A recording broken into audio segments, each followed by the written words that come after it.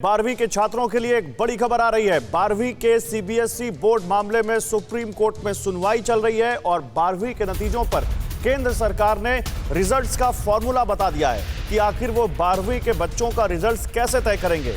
12th के 10वीं और 11वीं के 30% अंकों को आधार बनाया जाएगा, यानी 10th में जो अंक मिले, 11th में जो रिजल्ट रहा और उसके बाद उन 10th और 11th का 30% और 12वीं का जो प्री बोर्ड रहा उसके 40% अंक जोड़े जाएंगे। और उसमें भी एक राइडर है, 10वीं में जो सबसे अच्छे नंबर वाले विषय होंगे, यानी 3 जिन सब्जेक्ट्स में सबसे ज्यादा सबसे अच्छे नंबर स्टूडेंट्स को मिले होंगे, उन नंबरों को आधार बनाया जाएगा। केंद्र सरकार ने सुप्रीम कोर्ट में इस बारे में हलफनामा दिया है। सीबीएसई ने सुप्रीम कोर्ट को बताया कि 12वीं के नतीजे 31 जुलाई तक आ जाएंगे, यानी टाइमलाइन भी आ गई है कि कब तक 12th के नतीजे आएंगे, कब तक रिजल्ट्स अनाउंस किए जाएंगे 12th के बोर्ड के।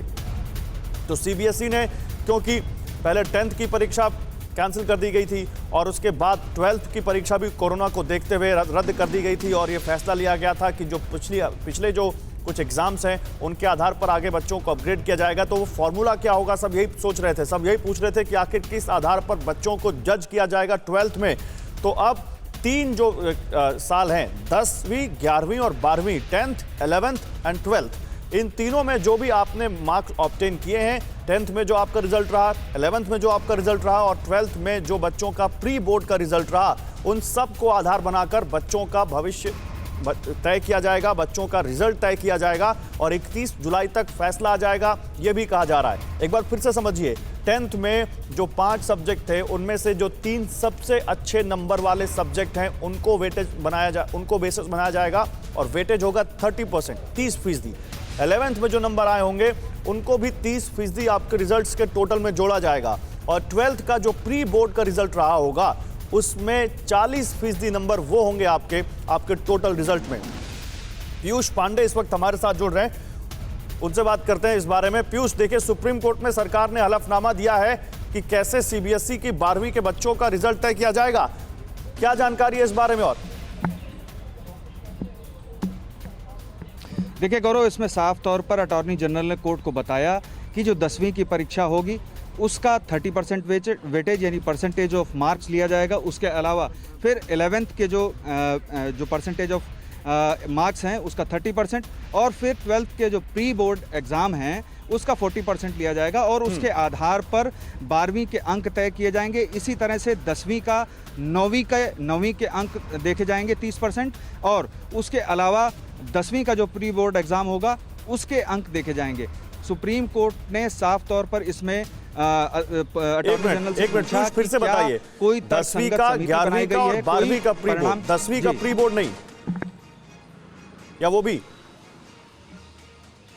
जी देखिए, जी 12वीं का प्री बोर्ड का 40% लिया जाएगा और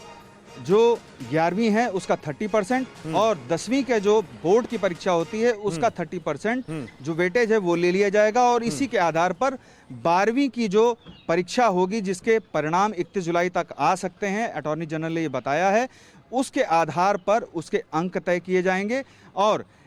कोर्ट में साफ तौर पर अटॉर्नी जनरल ने ये कहा कि ये पहला ऐसा मौका है, पहली ऐसी स्थिति आई है जब ये सब करना पड़ रहा है और कोर्ट ने भी साफ तौर पर उनसे कहा कि आपने क्या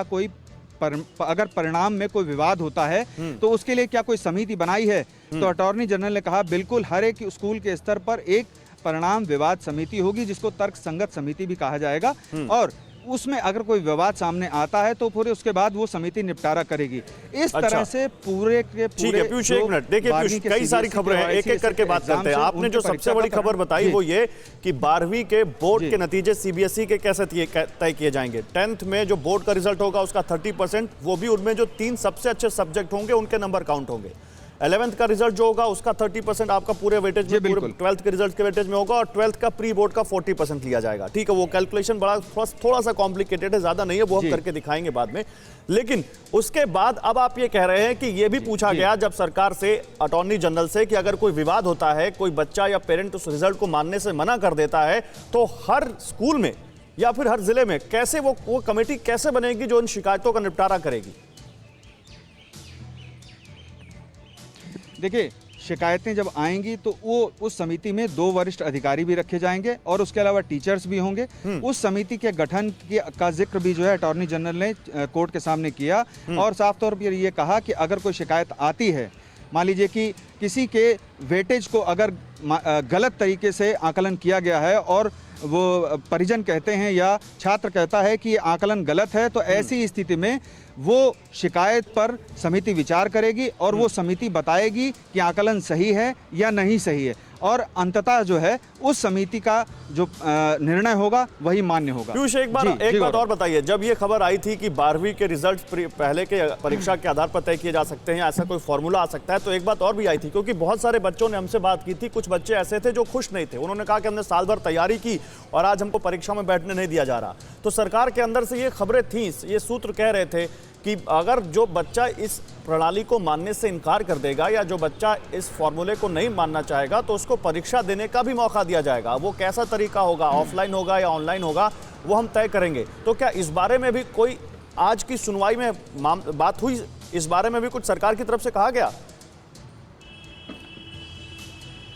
देखिए, अटॉर्नी जनरल ने सिर्फ इस फार्मूले का जिक्र किया है अपने हलफनामे में और अभी ये संभावना है कि एडिशनल एफिडेविट एक अटॉर्नी जनरल की ओर से फाइल किया जा सकता है। उसका हम लोग भी इंतजार कर रहे हैं, चूंकि सुनवाई इस मामले में खत्म हो चुकी है और सुप्रीम कोर्ट ने पिछली बार ये अटॉर्नी जनरल और सरकार से पूछा था कि जो भी पूरे परिणाम होंगे 12वीं के, उसका आप कैसे किस तरह से अंक निकालेंगे और या किस तरह से बड़े पैमाने पर जो परीक्षा होगी उसकी घोषणा करेंगे, यानी कि हर एक प्रति परीक्षार्थी का और छात्र का आप किस तरह से परिणाम घोषित करेंगे, उसका फॉर्मूला तय करने के लिए सुप्रीम कोर्ट ने कहा था और उसकी जानकारी फिर सुप्रीम कोर्ट ने देने के लिए अटॉर्नी जनरल को कही थी। तो उसी पर आज सुनवाई थी और उस पर मेरे साथ आज मतलब आप ये कह रहे हैं कि अभी इस फैसले का जब फाइन डिटेल्स और सामने आएंगे या सरकार के एफिडेविट के फाइन डिटेल्स और सामने आएंगे तो हम उस बारे में और ज्यादा अच्छे से बता पाएंगे अपने दर्शकों को। ठीक है, फिक्र आपकी,